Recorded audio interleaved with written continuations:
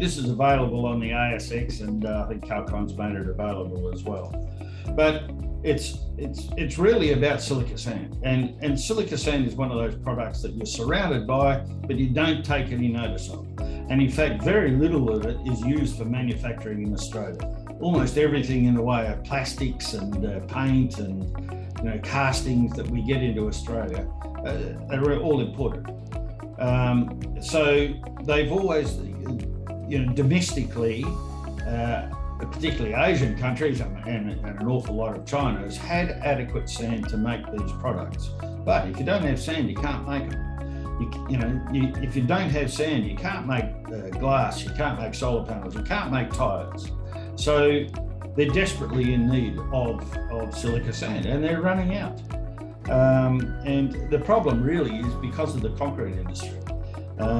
Nearly 50 billion tonnes a year gets used in concrete, but the demand, this insatiable appetite for silica sand from the concrete industry takes away sand that could possibly be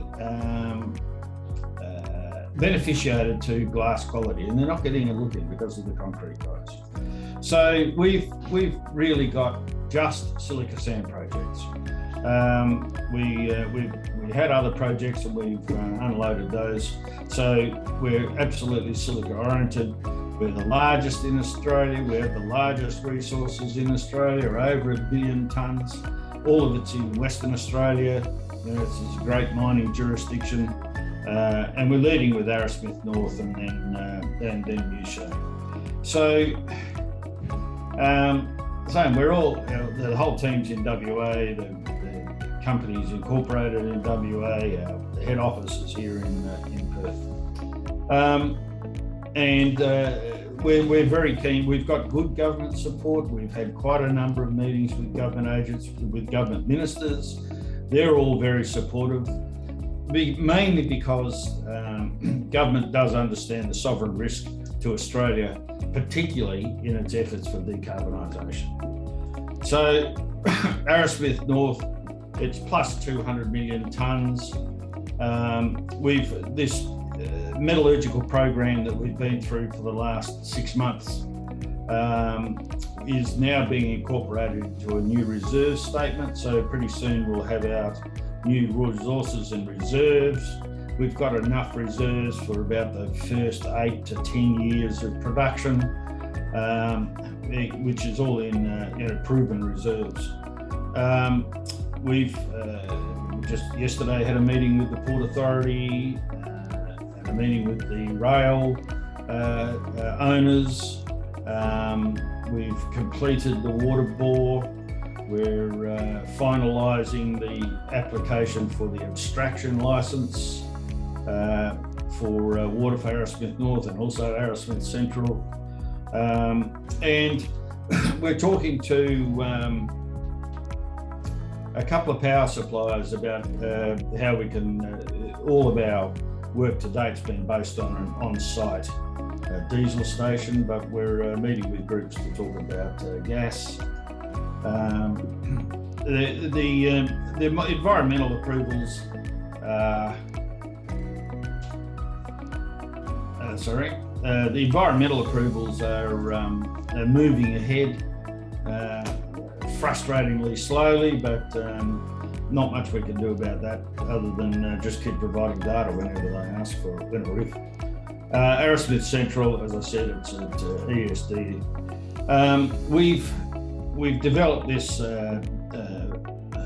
method of rehabilitation whereby we take out a sod of earth using a modified front-end loader, and we immediately put it back to where we've been mining. It's called vegetation direct transfer, and there's some links on the website to have a look at that.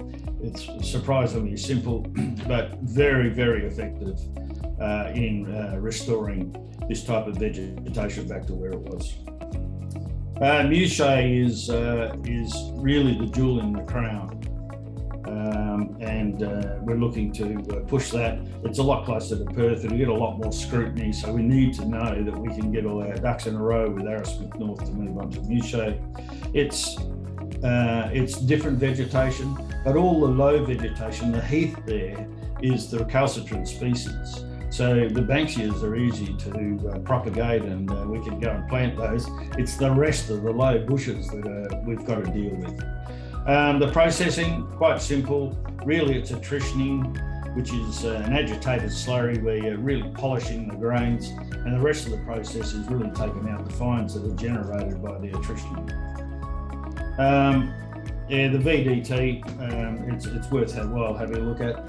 We're very conscious of our ESG responsibilities, but we think the most important stage of dealing with many of the ESG components is at the planning stage. So we've been involved with native title groups.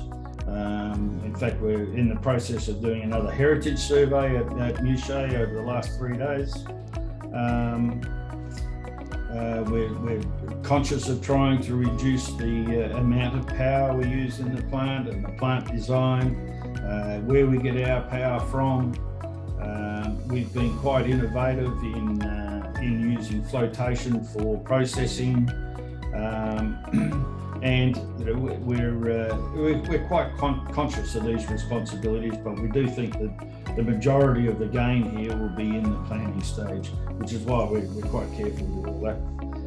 Corporately, we've got 558 million shares out there. The current share price, we're market capped at about 76 million. We've got over $7 million in the bank. We're not busting for money. We're not spending a lot of money at the moment going through this EPA process. So we've got enough up to the decision to mine. Very experienced board. I guess one of our key men then is our marketing manager, Yanil Kim, and he's been selling silica sand for over 16 years, knows the markets extremely well, not just the foundry market, but also the glass market in all the Asian countries. So really, we're going to be here for a long time doing this. We're leading this sector of the ASX. It's quite a number of other companies that will get into this. Because of the demand that's coming out of Asia, I expect there to be quite a large silica sand sector in Australia and listed on the ASX. We're hoping to take advantage of the renewables that are being installed in the Midwest, particularly between Perth and Geraldton. I was at a conference just yesterday in Geraldton, and the guy there, one of the guys said there's 200 windmills now installed between Perth and Geraldton, and there are plans for another 400. So it's going to, and solar farms galore. I'm not sure where they're going to get all the equipment from, but the amount of renewable energy being installed in this area is going to be huge. It'll become renewable central and probably hydrogen central, and hopefully we can get involved in glass making and use hydrogen to produce a green glass. And if we can, our long-term aim here is to get the development of glass manufacturing in Muchea. So hopefully that's given you a snapshot of where VRX is sitting at the moment. Thank you very much. Bruce, thanks so much for that, mate. And we really appreciate it as well. I know you've got a very busy schedule today, so being able to make the time for us and pop in a little bit later, really do appreciate that, mate. Welcome, James. Thank you. Now, for all three of you, we do have a few questions. And Bruce, given we got you here right now, we'll start with yourself. Let's begin with a bit of a general one here. What are VRX's future course of actions at the Arrowsmith North project throughout 2023? EPA and then construction. We've started buying equipment already. Some of the long lead items we've been able to buy secondhand because we've had the time up our sleeve. We've been able to buy them and refurbish them. It saves a few bucks. But really, we want to be prepared to hit the ground running. As soon as the EPA says, okay, we want to be in action. So all the engineering's finished. Site surveys for geotech have all been finished. We're ready to go.